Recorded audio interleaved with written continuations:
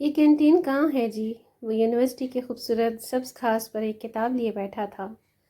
اس کی پوری توجہ اس کتاب پر تھی، لیکن اچانک سنائی دینے والی خوبصورت نسوانی آواز نے اس کی توجہ کا تسلسل توڑ دیا۔ اس نے گردن موڑ کر دیکھا اور پلک جھپکنا بھول گیا۔ اس کے بالکل قریب ایک سبز آنکھوں والی لڑکی کھڑی تھی۔ اس نے ماسیوں کے اندازے پورے تن اور پہ سیاہ چادر اوڑھ رکھی تھی، نگاہیں جھکی ہوئی تھیں، وہ شکل سے ہی کسی دیہات کی لگ رہی تھی۔ وہ سوالیہ نگاہوں سے اس کی طرف دیکھ رہی تھی۔ جی، وہ کینٹین کہاں ہے؟ اس نے پھر سے اپنا سوال دہرایا۔ آپ کو نہیں معلوم؟ اس نے اس لڑکی کے چہرے کی طرف دیکھتے ہوئے الٹا سوال کیا۔ جی، میں یہاں آج ہی آئی ہوں۔ وہ سامنے، اس نے انگلی کے اشارے سے سامنے کی طرف اشارہ کیا جہاں ایک میلہ لگا ہوا تھا۔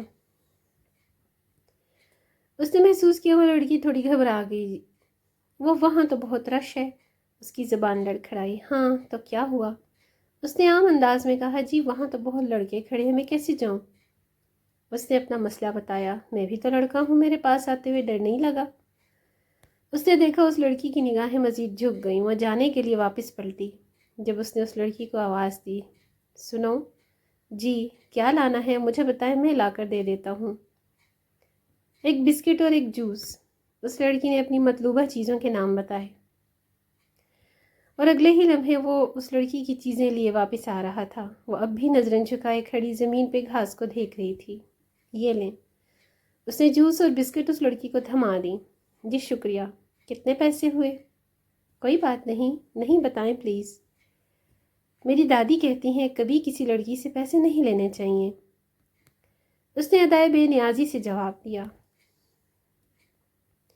اور میری دادی کہتی ہیں کسی اجنبی سے کبھی ادھار نہیں لینا چاہیے۔ وہ پیسے اس کی کتاب پہ رکھ کر وہاں سے چلی گئی اور وہ اسے جاتا ہوا دیکھ رہا تھا۔ دادی نے یہ سکھایا اپنی لاڈلی پوتی کو کہ کسی اجنبی سے پیسے نہیں لینے چاہیے، لیکن یہ نہیں سکھایا کہ کسی اجنبی سے مدد بھی نہیں لینی چاہیے۔ وہ زیر لب مسکرایا۔ وہ واپس گھاس پر بیٹھ گیا، مگر اب اس کی توجہ کتاب پہ بالکل نہیں تھی۔ اس کا دماغ کہیں اور تھا، اس کی سوچ کا مرکز کہیں اور تھا۔ کہاں؟ یہ اسے خود بھی نہیں معلوم تھا۔ اگلے دن یونیورسٹی کی خوبصورتی سیڑھیوں پر بیٹھا تھا، سامنے مختلف لڑکیوں اور لڑکوں کو اپنی کلاسز میں جاتا دیکھ رہا تھا۔ کیوں دیکھ رہا تھا اسے خود بھی نہیں پتا تھا، اور واقعی دیکھ بھی رہا تھا یا نہیں۔ جی السلام علیکم۔ اس کے پاس سے ایک مانوس آواز ابھری۔ وعلیکم۔ اس کا جواب ادھورا رہ گیا۔ سامنے وہی لڑکی کھڑی تھی، اس کے لب شاید ہلنا بھول گئے۔ اس کے چہرے پہ آج بھی وہی معصومیت اور وہی سادگی تھی۔ جی، میں اپنا رجسٹر گھر بھول آئی ہوں، کیا آپ کے پاس کوئی اضافی رجسٹر ہے؟ اس لڑکی نے خیریت دریافت کرنے میں اپنا وقت ضائع نہیں کیا، سیدھا اپنا مدعا بیان کیا۔ وہ اس لڑکی کی بے تکلفی پہ حیران رہ گیا۔ پورے یونیورسٹی میں وہ صرف اس پہ حق جمانے آ گئی اور اسے یہ بے تکلفی اچھی لگ رہی تھی۔ کیوں، کس لیے، اسے نہیں معلوم۔ وہ لڑکی اب بھی اس کے جواب کی منتظر کھڑی تھی، اور اس نے اپنے بیگ میں سے اپنا قیمتی رجسٹر نکال کر اس لڑکی کے ہاتھ میں تھما دی، حالانکہ یہ رجسٹر اس کے خود کے لیے بھی بہت اہم تھی، لیکن اسے رجسٹر دینے سے وہ خود کو روک نہیں سکا۔ وہ اس لڑکی کو انکار نہیں کر پایا۔ شکریہ جی، میں لیکچر نوٹ کرنے کے بعد آپ کو واپس کر دوں گی۔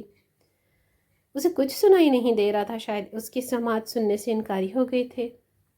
بس اس وقت اس کے جسم کے صرف دو حصے ہی کام کر رہے تھے، دل اور آنکھیں۔ اس کے خیالوں کا مرکز وہ دیہاتی سادہ لڑکی تھی۔ وہ وہاں سے کب کی جا چکی تھی، مگر اس کا ذہن ابھی بھی وہیں تھا۔ وہ زندگی میں پہلی بار اس طرح کی لڑکی سے ملا۔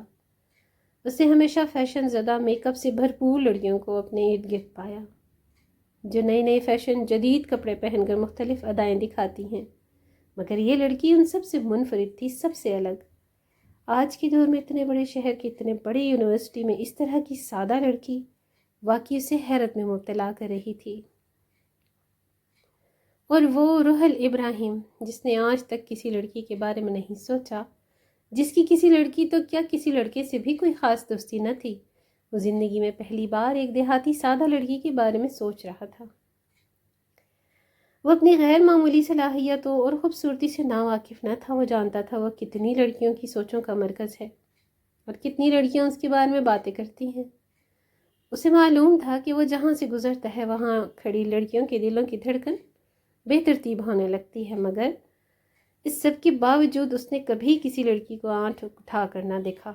اور یہ یہاں آ کر اسے کیا ہو رہا تھا؟ وہ اس لڑکی سے اس کی آخری ملاقات نہیں تھی۔ اس دن کے بعد بھی اس نے اس لڑکی کو کئی بار دیکھا، کبھی گھاس پہ بیٹھے کوئی کتاب پڑھتے ہوئے تو کبھی بس کا انتظار کرتے ہوئے۔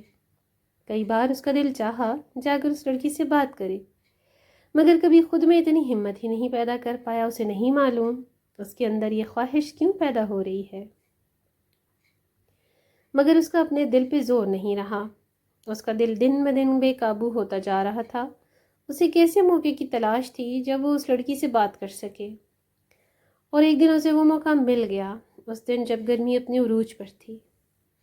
سورج آگ برسا رہا تھا۔ وہ اپنے سیاہ اے سی والی کار لیے یونیورسٹی کے گیٹ سے باہر نکل کر اپنے گھر کی طرف روانہ تھا۔